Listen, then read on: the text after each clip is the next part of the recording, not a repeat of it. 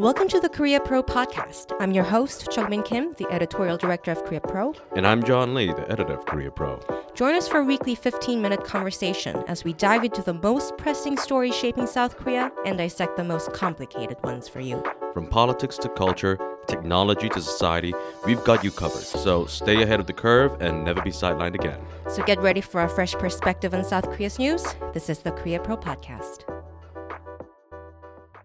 We're recording on March 14th, Thursday, and this week, the biggest news in Korea, including on the NK News side of the story, is Russia arresting a South Korean national over alleged espionage, and apparently this was a missionary. Yeah, a South Korean missionary who had entered into Russia by way of China, and I'm not exactly quite sure of the exact details, but apparently he was arrested earlier this year.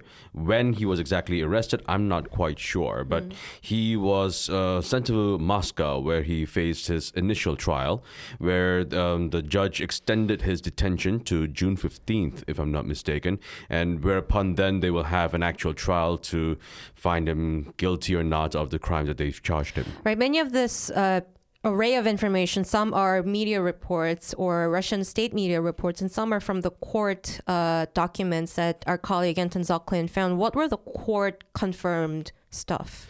The court firstly confirmed his name, which was spelled in a different way that we normally would not have spelled it. I'm guessing this has something to do with how Cyrillics was translated. His surname is Peg. Peg, right? Yeah.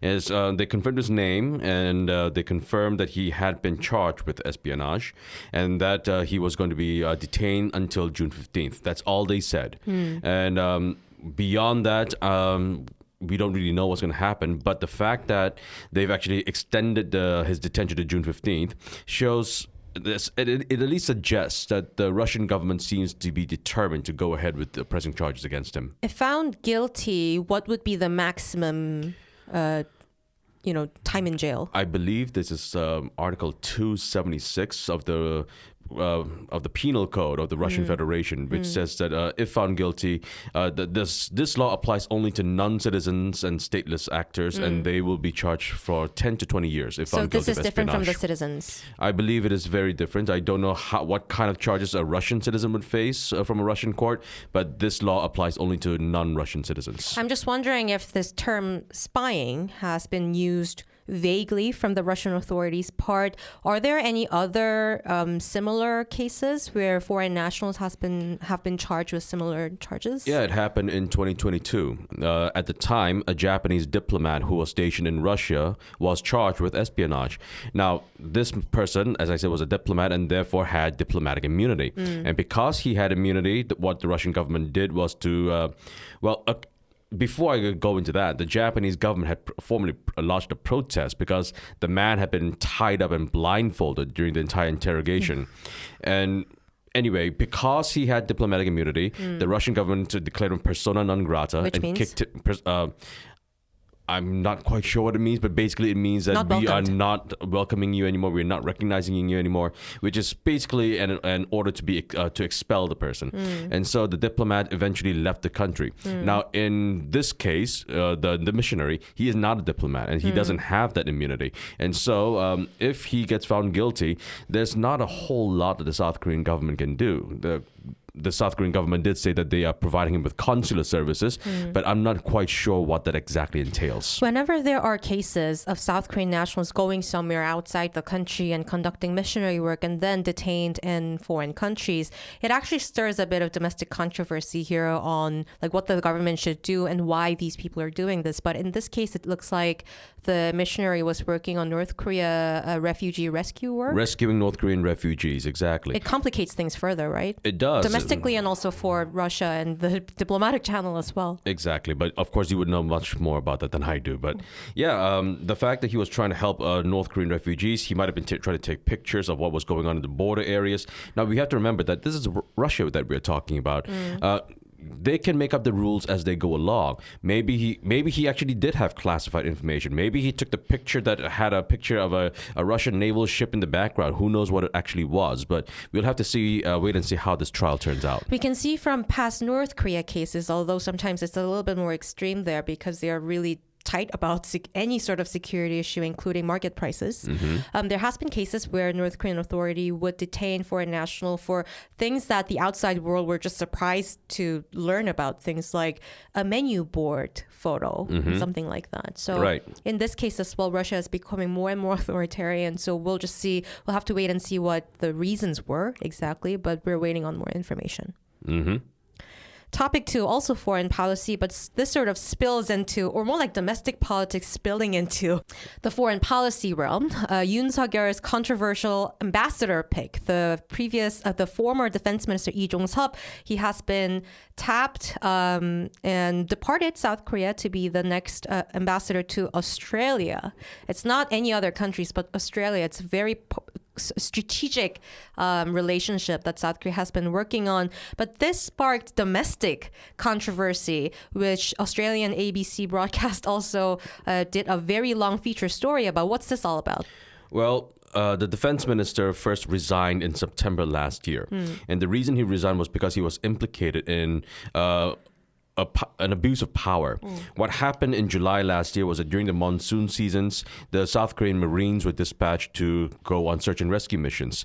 But during one of these search and rescue missions, a Marine was swept away by the torrents, and he was found dead. And also, he wasn't given any life vests. And apparently what was happening was that these Marines had to hold hands while walking through these torrential currents. A little bit of context here is that when things happen, like disaster happens, these soldiers are sort of looped into rescue missions or rebuilding the town. And then sometimes this is shown as the particular unit's achievement that the administration will think very fondly of. Now, so there is some competition. Yeah, and this happens all the time. But normally they don't die. But in this case, a Marine did die. And there was an investigation. There was an investigation within the Marine Corps. And after the conclusion of that investigation, several high-ranking senior officers were found to be guilty of negligence. But according to allegations, the defense minister at the time, Jong-sup, had tried to say to investigators to remove the names of the commanders from the eventual findings. Now, this has not been proven, but that was the allegation made. To protect these people from To protect those people from from prosecution, from facing humiliation. Who knows what it was. Now, Jong-sup has denied his role in this, of course, but there's an investigation still ongoing. And so he resigned in September, and in January... Over this? Over this incident, Mostly over this, yes. And in January, he was barred from leaving the country. Because the investigation is still ongoing. Because the investigation was starting to ramp up. But then all of a sudden, we found out on the news that the president decided to appoint him to become the ambassador to Australia. Reading the news, I honestly thought I misread the headline. But yeah, it was true. And Lee Jae-myung said a very funny pun. Democratic Party leader. Yeah, he called Jong-sup 도주대사, which is a pun because the word 도주 means to run away, and the Korean word for Australia is 호주. It rhymes. It rhymes, and so it was a very clever comeback. I tried to put this into one of our stories, but I just couldn't think of any rhymes that are similar to 도주대사 and 호주대사, but it was quite funny. Right. It was a very amazing put down. I mean, bad for foreign policy and security, but come on, that rhyme is funny. It was clever. Yeah, I laughed. And also, I think Lee Jun-suk, the head of the New Reform Party, referred to him as Run Jong-sup. Yep. This has gotten a lot of bipartisan, across the political spectrum criticism for this decision. And now you mentioned earlier that South Korea and Australia have very close relations. And yeah, that is true. And quickly developing, and they have a lot of agenda on the table this year. Right. It's not just about weapon sales. Sure, Australia has bought weapons from South Korea, but it's also important to point out that Australia and South Korea share these 2+2 negotiations, which are negotiations between the two countries' foreign and defense ministers. So this is a serious relationship. But to send someone to become an ambassador to such an important country when that person is still under investigation, well, in this case, Lee Jong-sup could be recalled at any time to face questioning, which would disrupt the diplomatic process. Or, even if it doesn't, it's a bit of an insult. It is insulting. It could be really, really awkward when let's imagine something like a gala where the Democratic Party lawmakers are there and Jong-sup as an ambassador are there and the Australian officials are there. And if they start protesting, it could get really, really ugly very quickly. And speaking of protesting, a lot of the Korean nationals who are based in Australia have been protesting in front of the ambassador's residence as soon as he arrived. And so this has just not been a smooth operation at all from the very get-go. Oh, God, it's so embarrassing. A little bit. Yeah. And then there was this NBC reporter who went to Australia. Ran after the ambassador's car. He said, 대사님, and then he ran away. Apparently, Jong-sup couldn't hear him from his car. Of course. Of course not. Yeah. Unlock the full Korea Pro experience by joining our community. Stay informed, stay ahead, and never miss a beat on Korean affairs that matter. Subscribe today and transform the way you understand Korea. Week ahead. Next week, there is something very important coming up for the diplomatic circles here, which is the Summit for Democracy. In short, it's S4D, I believe. I've signed up to go with my colleague Shreyas. I've heard that Blinken might be visiting next week as well. So keep an eye on that. But this summit, John's already making the sarcastic face. Well, look, have you heard of this thing called a tunneling microscope? The tunneling microscope is this microscope where they actually can use electrons to power it so that you can, use that microscope to find the atom. Now, I can guarantee you right now, Changmin, that if you were using this microscope, you would not be able to find my interest in the Summit for Democracy. I can see that. Well, why does anyone care about this? Okay, it's for our listeners, it's not because John does not care about democracy, but for South Korean citizens who have been... who have been monitoring this since a few years back, I believe, when South Korea was selected as one of the co-hosts. Yeah. It was actually very ironic, even for South Korean citizens, to see that Yoon Suk-yeol, it still is, that the President Yoon Suk-yeol will be one of the hosts for the Summit for Democracy when there were so many controversies in the country regarding the failure, really, of democratic procedures and human rights here. People having their mouth taped and dragged away kind of suddenly comes to mind. But anyway. And then, press freedom and stuff. And last year, it was quite interesting to see that the section that South Korea took charge of was economic prosperity leading to democracy. And I was like, okay, that's a clever way to not touch on anything related to, non-economic issues. I need something stronger than water. But anyways, this is technically a summit, but the summit part will be Wednesday and it will be conducted virtually. And the Monday, Tuesday segments will be in person in Seoul. The Monday one will be high-level meetings, and then the Tuesday one will be civil society and citizen participation discussing democracy. And they have not really released the actual content yet, so we have to keep an eye on that. But to me personally, the reason why maybe other partners are really going on board with South Korea hosting this could be just because they want to sort of nudge South Korea to be a little bit more accountable when it comes to these issues. I mean, you're the host, you have to really take care of it. And I suppose there's no one really else in the neighborhood. I mean, they can't exactly ask Taiwan, and who are they going to ask? China? So, yeah, I guess. And speaking of which, in real life, this was actually implicitly created to pressure China in this region because Joe Biden created this forum, I should say, to sort of show how the democratic bloc is strong. Whoopee. And the next in line for the week ahead is probably the party nominations for the election. The final list from the parties have to be registered starting March 21st. Mm-hmm. So it gives parties around a week and a half or so from now. And the 선거운동, the campaigning part, it actually starts very late than some people imagine. It actually starts at March 28th. And election day is April 10th, so not a whole lot of time to campaign. So they will have to work, do like a very high energy drive on all these campaigns. Like, what are some of the ridiculous campaigns that you saw in the past decade? People on the truck beds, all of these middle-aged ladies, and just having these dances and carrying these glow sticks. And using K-pop music, changing the lyrics to hail their candidates. The popular songs at the time, usually trot songs for among the conservative voters.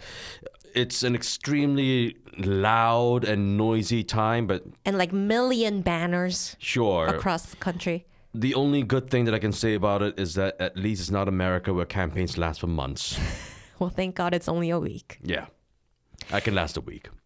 And although the nomination will wrap up, there are some last-minute controversies that are continuing in both major parties. For the People Power Party, the ruling party, some of the people who are who ended up being nominated, their past remarks that are quite controversial, that sort of came back to surface, and then people were complaining about them, but PPP is keeping them. And I read that one of the candidates was a man named Teo. Now, what kind of controversial remark did he say in the past? It's a very classic controversy that often comes out from the right-wing figures. He spoke badly of the democratic movement in the 1980s. That's not a surprise, but he continuously did that, and he also hailed Chun Doo-hwan, who is... Chun-shi, as a lot of us like to call him. Mr. Chun. Mr. Chun. He was South Korea's president during the 1980s. And for those of you who are not familiar with him, we also like to call him the Butcher from time to time. Yes, that's his nickname. And the way he spoke of the democratic movement is that he was one of those people who argued that North Korea was orchestrating these democratic movements against the authoritarian regime. So that's one. And besides Teo, there was another person that you mentioned.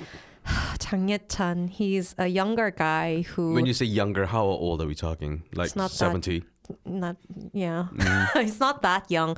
But PPP decided to keep him, but apparently what he said a few years back on his social media is that even for those people, a quote unquote orgy, enjoys orgy every night, and like they are pretty and they flirt on everybody.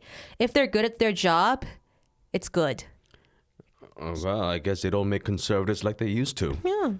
Maybe they're changing. Okay. Anyways, there are All these right. controversies ongoing. And in the DP, there was this one case just this morning where the party went against voter preference, really. There was this one guy named Im Tae-hoon, where he got one of the highest votes from the people who voted to get the proportional seating, but he just cut off. Why? He was cut off because the election committee within the Democratic Party Alliance, a satellite party, decided to not nominate him. And the reason that they gave was because he did not serve in the military. Now, he was the leader of this activist group of conscientious objectors. Now, South Korea has mandatory military service, but there's a small group that's saying that because of their personal convictions of religious beliefs, that they should not have to serve. And because of his principled position, he also did not serve in the military. Right. And so because of this fact, the satellite party chose not to nominate him despite the primary voters And they were like, supporting it's him. not in line with the general citizens' point of view, blah, blah, blah. And devil's advocate, what would be the DP's reason to do this? Well, it makes sense because, sure, the primary voters would definitely like to support what his position is. But when it comes to election times, it's not just the primary voters who are going to vote. It's got to be the general public. And Right. the general public most likely does not actually side with those people. But this would have been a dilemma for the DP because first, he was a figure not just about conscientious rejection of military service, but also he supported a lot of sexual assault cases in the military, the victims, the people who committed suicide, their parents, and so on and so forth. So he was a leading figure in really helping these victims recuperate and fight against the system. Right. And DP actually supported this. And also considering how it was an ongoing criticism from the centrist voters that they failed to use their 180 seats in an effective manner on things like passing anti-discrimination law and saying the same thing. It's not in line with the social consensus. The social consensus, whatever the thing that they like to say anytime they just want to kick something down the road. Right. So my take from here is that it's very unlikely, it seems, that the DP will get the actual progressive votes in a, any... Well, if there's ever a real progressive party in Korea, well, I'm sure someone will let me know. And of course, more information will be in the Week Ahead newsletter that will be in your inboxes on Monday. That will contain information for businesses, diplomats, what's going to be occurring within the next week of the most important things that you need to know about. So please subscribe to know more. And for the Election Watch series this week, I will be writing about Cho-guk's rising popularity as a party leader of a new minor party. The former justice minister. And for Seoul Insider series, profiling movers and shakers in Seoul, I will be writing about he's really a successor and rival, Han Dong-hoon. Also a former justice minister. Yes, an interim leader of PPP. Visit koreapro.org for more. And that's a wrap. Thanks for tuning in. If you want to know more, sign up for our daily executive briefings. We brief you on all you need to know from the past 24 hours and why they matter every morning in your inboxes. Don't forget to subscribe to our podcast for your weekly dose of insight. And until next time, I'm Jungmin Kim. And I'm John Lee. Stay connected, stay informed, and we'll see you next time on the Korea Pro Podcast.